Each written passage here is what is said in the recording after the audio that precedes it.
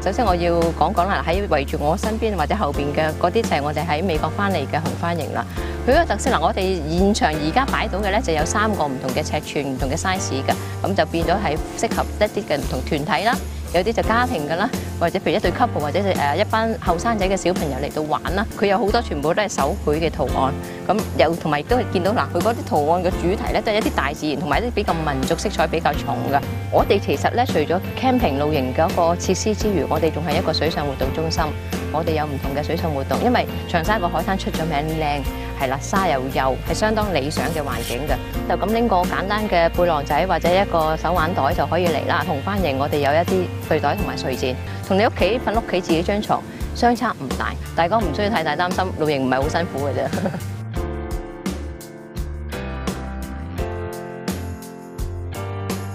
其實我哋南非營嘅概念咧就係嚟自南非啦，梗係咁想俾香港人咧有個舒適啲嘅地方。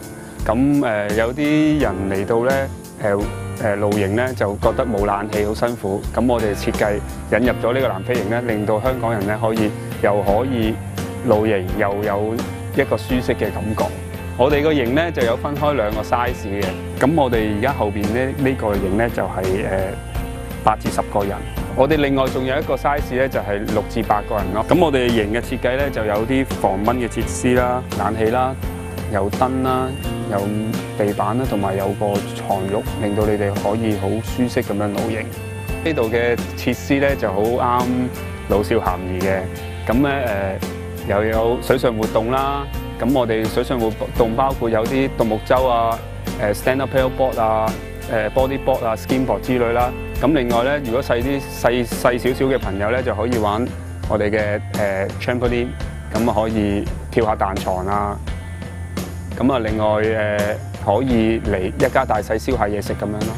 如果對我哋呢度有興趣嘅朋友咧，嚟我呢度露營咧，其實係乜嘢都唔使帶嚟嘅。我哋呢度乜嘢都有，好方便。